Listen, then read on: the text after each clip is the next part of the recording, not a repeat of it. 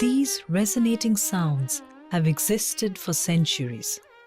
They have the power to evoke a gamut of feelings: anxiety, joy, remorse, pleasure, pain, all at the same time. These sounds amalgamate to create what we know as Carnatic music.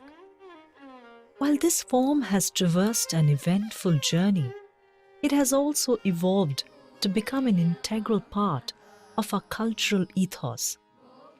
But what weaves the fabric of Carnatic music? What is Carnatic music?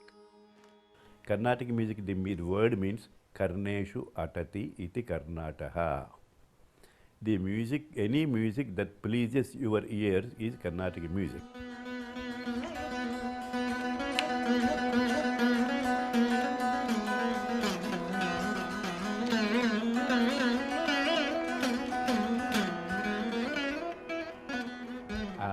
Carnatic music is completely a distinct sound in terms of the way the melody moves, the way the melody has an identity when it moves. Well, I think the core of Carnatic music, as I see it, is the bhava element. Bhava is normally translated as emotion, but it is not to be confused with the emotion which you experience in your everyday life, the navarasa, as you call it. The only emotion connected with music is an emotion of joy, pure, unalloyed joy.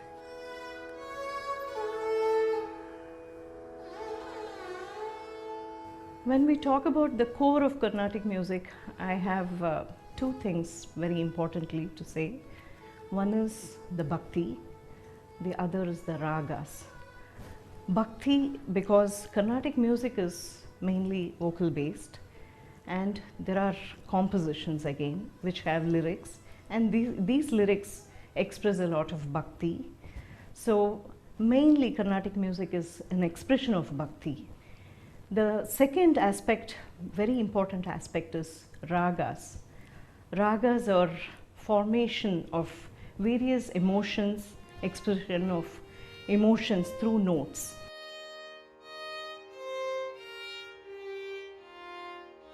While the bhava, the bhakti, or reverence towards gods and goddesses create both the core and boundary of this form of music, it is the swara, the notes that create the basis of a raga or a composition in Carnatic music. To understand the notes, we have to talk about an octave. So in an octave, where the basic note starts with the first note, sajam, sa, and then the uppermost sa. Between these two sajams, there are 12 notes. This is common to both the Hindustani and the Carnatic system. And when we want to call the names, we say sajam, rishabam, gandharam, madhyamam, panchamam, dhaivatam, nishadam, and the upper octave sajam. But when we sing, like the solfa syllables, we sing it as sa, re, ga, ma, pa, da, ni, and then sajam. So let me sing all the 12 notes. Sa, re, ga, ga, ma, pa, da, ni. After this, sa, the higher octave of the first note starts. So we have covered one octave which has 12 notes. The way these notes glide and oscillate within a definitive structure to evoke emotions lay the foundation of a raga.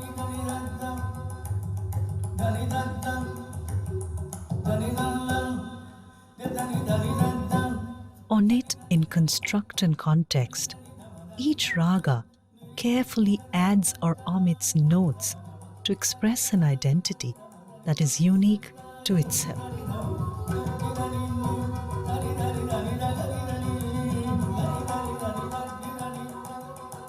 the very core for classical music is the raga. And we see it is actually the evolution of our music is the evolution of the raga sense.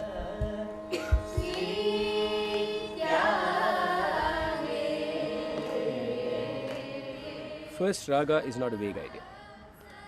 It's a very definitive idea. But it is not an idea that is constructed out of logic or rationality.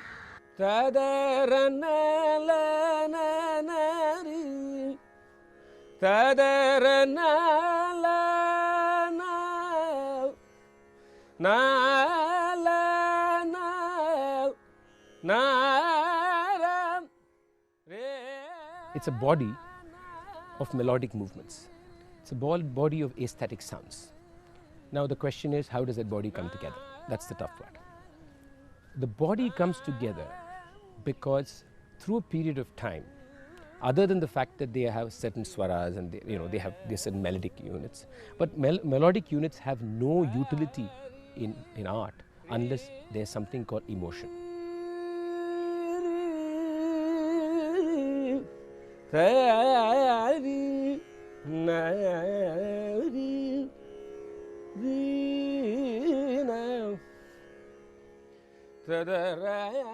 And every raga has a mood. It has a certain format, of course, a kind of a, shall we say, a swarupa. For every raga, there is a jiva swara. There are jiva swaras, I would say, and you have to touch on them, you have to dwell on them, and you have to know what is right in a raga, to hold the note, or to sometimes, like it's Kalyani, okay? Immediately you know.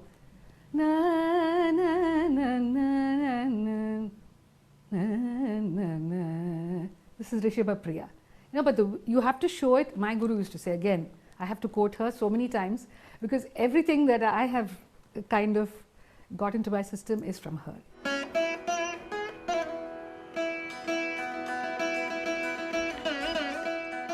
Carnatic music, it is said by the maestros, is a body of music that is embellished with intricate compositions. Various composers added their own beads with different hue and texture to the garland called Carnatic music. Its present form, as we recognize today, is the amalgamation of the works of these great composers. And then when the compositions came into existence, particularly through Annamacharya, Kshetriya, Purandaradasa, and later on Tyagaraja Swami, Shyama Sastri, and Muthuswami Dikshitar,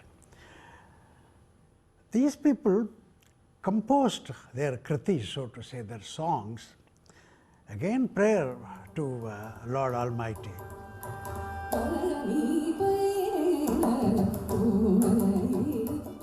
Having had a vision of the raga forms, and it is through these compositions they crystallize the form of the ragas.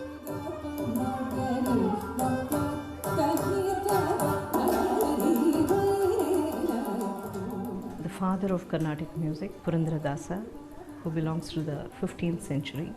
So I should say the Carnatic music itself took a definite shape during his period.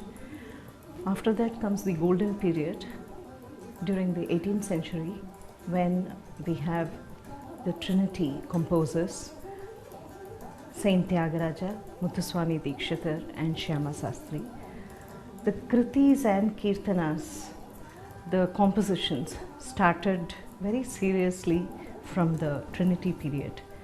Most of the compositions that we render today in concert is from the Trinity compositions.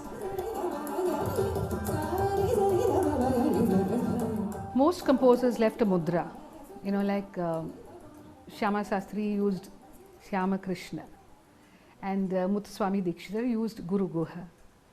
Tyagaraja, of course, used Tyagaraja, and Papanasam Shivan used Ramadasa.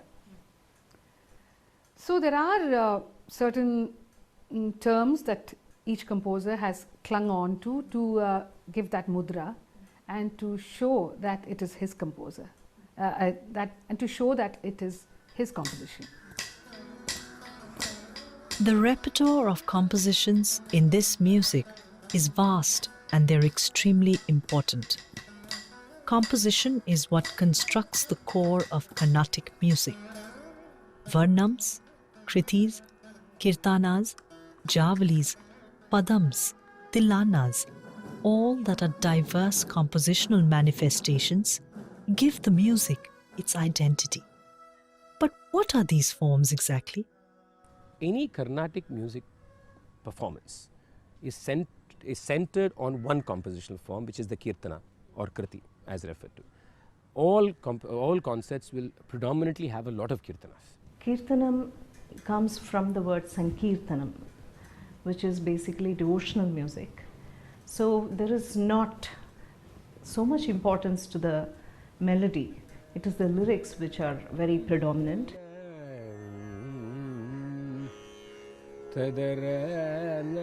Varna is a slightly more, very different kind of a composition with a very different aesthetic melodic flow, less lyrics, more extensions of vowels, suddenly swara passages in between, so they're very different. The pada is of course very popular in dance. We also call it the padam, which is completely love and erotic poetry. Very, very sensual, usually rendered in a slow tempo. Those are also rendered in concert, but you probably have one padam. A javali is more a lot of erotic lyrics, more like frolic, and a lot of teasing, and it's a lot of fun. And they are sung. Probably you have only one in a concert.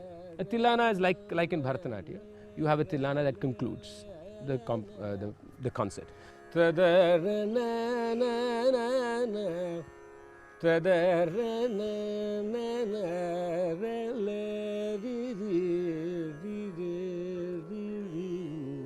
But the majority of compositions are kirtanas. They are the body of a concert as prescribed.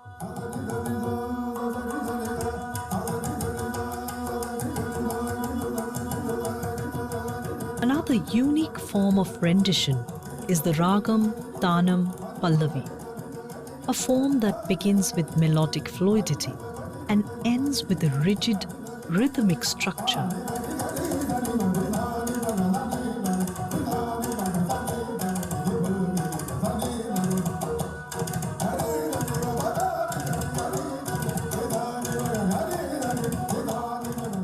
Its execution highlights the aspect of spontaneity and improvisation.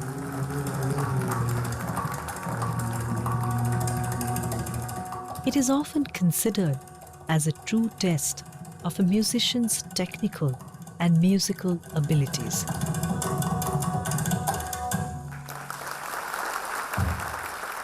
Every inch of the Carnatic music format has a scope for improvisation. The alapana, take the alapana. Improvisation can be an actual demonstration. Improvisation can be there in the thought process.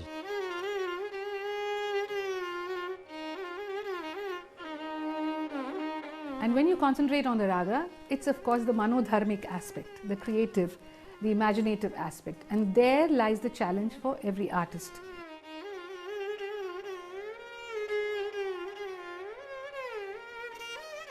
This improvisation happens before and after a composition, as a prelude, and then after the composition with the rhythm as kalpana swaras.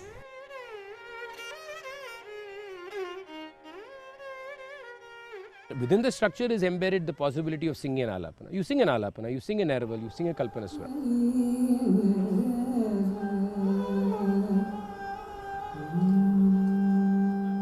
Neraval is very simple. It's like picking a line from a composition which has a certain melodic structure and then saying, I'm going to play with the melody, but I'm going to use the words that are there in those lines. Because when we sing the neraval, which is an on-the-spot improvisation of one particular sentence in the composition, you know, you're not supposed to change the seating, or shall we say, where each part of the lyric comes. Like I'll give you an example.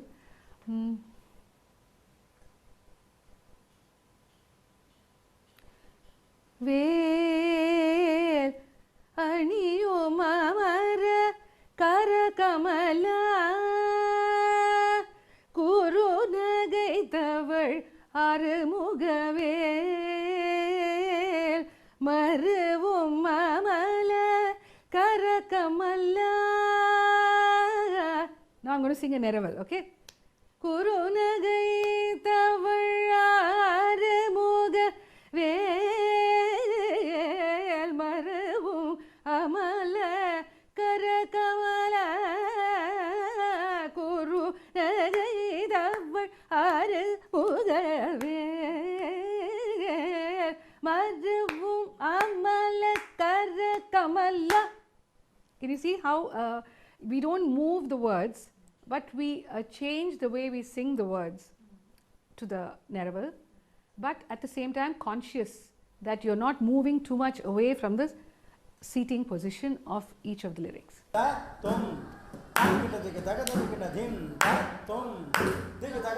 What binds Carnatic music together is its tala system. It is the tala system that lends rhythm to the melody and gives the form a sense of movement. Layamna or rhythm beats. இந்த லயம் வந்து எல்லா கண்ட்ரிலையும் Impress ஆகும். என்னென்னா அந்த heart beat மாதிரி tick tick tick டிக்னு அந்த sound மாதிரி அது ஒரு பீட்டு. அந்த பீட்டு வந்து எல்லா இடத்துலையும் இருக்குது. பீட் இல்லாத இடமே கிடையாது.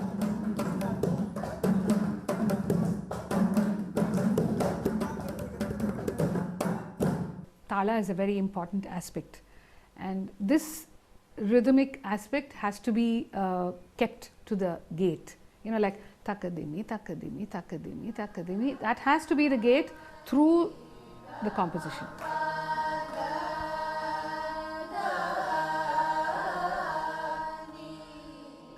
Our Sangeeta Shastra has listed 108 talas. It's quite a challenging number. But then the talas in vogue are maybe much fewer. We have Mishram, Khantam, Sankirnam, Triputatalam, and Adi Tala is the most common tala. 1, 2, 3, 4, 5, 6, 7, 8. And of course Rupakam, then Mishra Chapu, Takkitta, Takkadimmi, and then we have Takka, Takkitta, which is Khanta Chapu or Jampatala. I would always emphasize that the percussionist's role is extremely important, be it an upapakvadyam like morsing or ghatam or ganjira or the mridangam.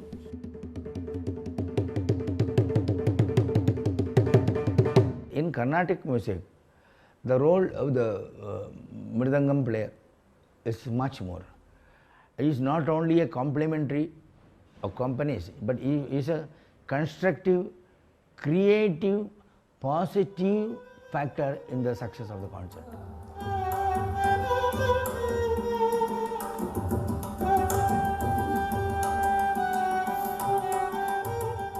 The beauty of the mridangam is that, and he has always said that, Bharata said that the most what you call flexible instrument can be used for any situation. And it is full of tonal what you call colors. And the bass is on the left. Ta, ti, dum, nam. Like that, no? See the dynamics play. As you teach, you can do that. With how the inflection goes in the voice, you can get the instrument. The flow of the talang, gutari, gita. Lam is chapu, call it chapu. Talang, gutari, gita, rika, chaka, tari, gita. Riddum, tari, gita, rika, chaka, tari, gita.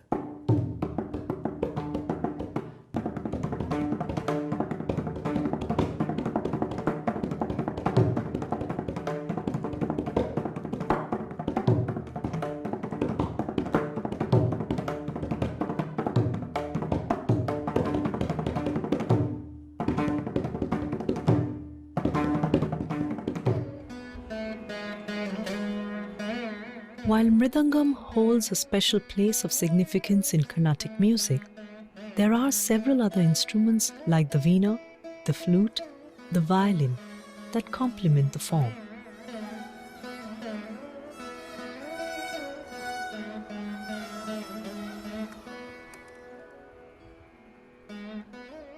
Carnatic music, along its journey of evolution, has embraced numerous different facets. The concept of Bani, or a school of thought, is an aspect that it has nurtured and preserved over time. Bani is characterized by several factors: the artist's approach to a composition, expression, emotion, and technique. The Lalgudi Bani itself focuses a lot on bhava and aesthetics. In whatever we do, even when we approach a very intricate laya pattern, it is always soaked in melody. You find that MS Bani, it has a lot of bhakti and devotion to the songs. The attention to detail is simply immaculate. And while Samangudi's Bani is more, it's kind of what we call the Sarvalaghu while singing the Swara Kalpanas, while we sing the Kalpana Swaras.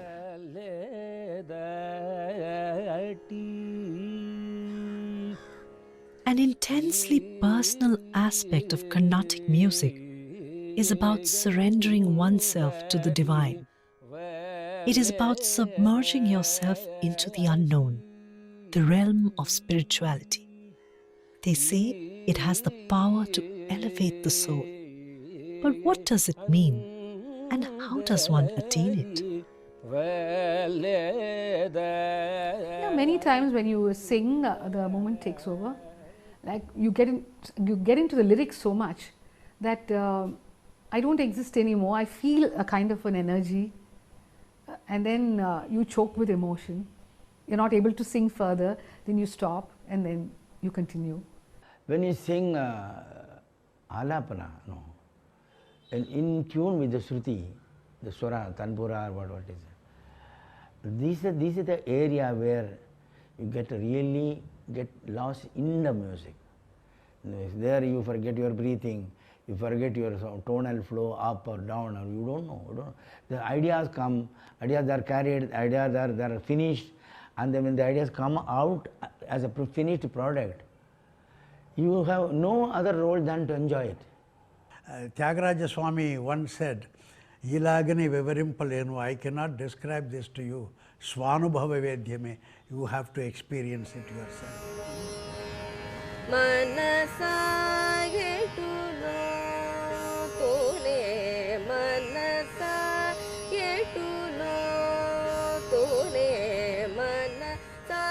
Carnatic music has stood the test of time, and the reverence for the form will always keep it alive.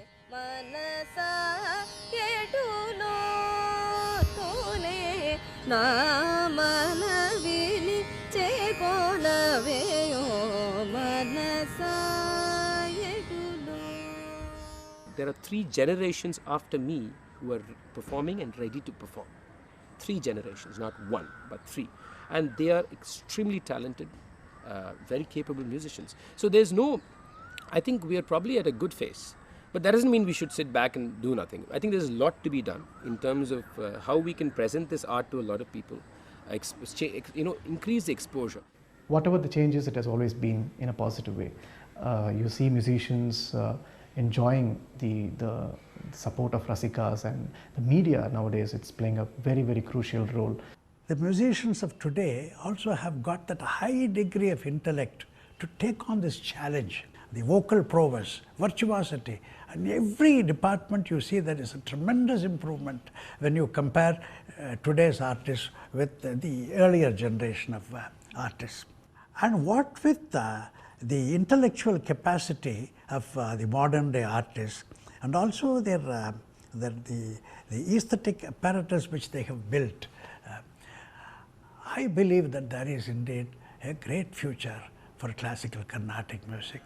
Pasama Madaba Sama Daba Sani Daba Maga Mabadani Sadani Badama Padani Saveda Magama Papa Madaba Madabani Daba Wapadaba Magama Pagama Riga Sava Magama Rigama Veda Ma papa magari gasari kama pada daba magamari kama pada pada ma papa ma baga ma magamari kama gari sari kave magamari gazari kama pada ma gama pada ni sari kama gari sani daba ma daba magari kama pada